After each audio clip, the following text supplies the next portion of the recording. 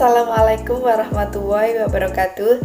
Nama saya Putri Hidayatul Ilmi dengan nomor induk mahasiswa 2019 11 00 1033 dari Prodi Pendidikan Agama Islam STIT PGRI Pasuruan.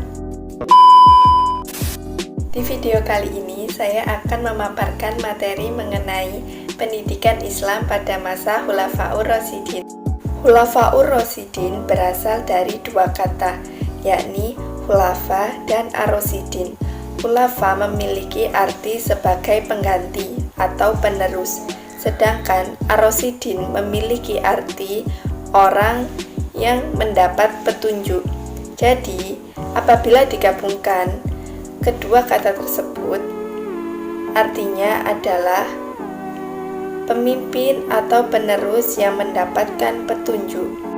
Singkat cerita, setelah Rasulullah SAW wafat, kekuasaan pemerintahan Islam dipegang oleh Khulafaur Rasyidin dan wilayah Islam telah meluas ke seluruh Jazirah Arab. Dalam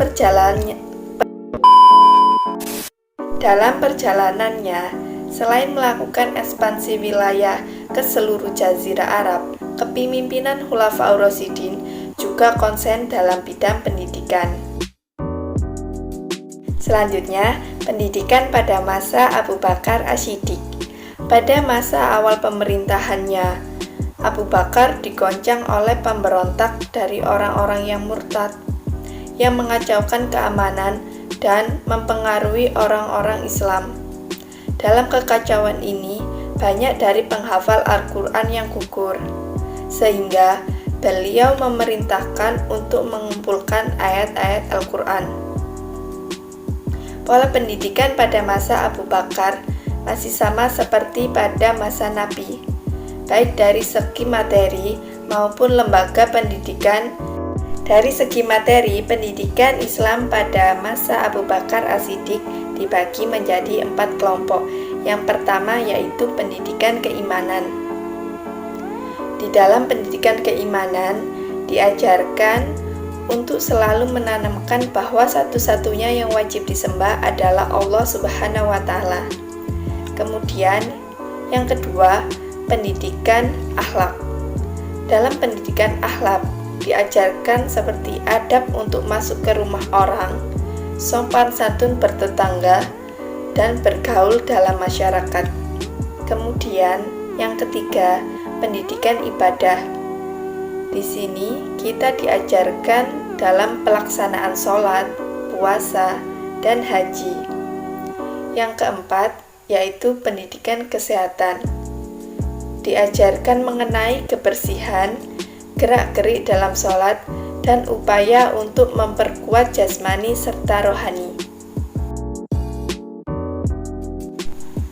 Penyebaran ilmu pengetahuan pada masa Khalifah Umar bin Khattab dilakukan oleh sahabat dan orang-orang penting lainnya yang bertempat di kota Madinah dan Mesir.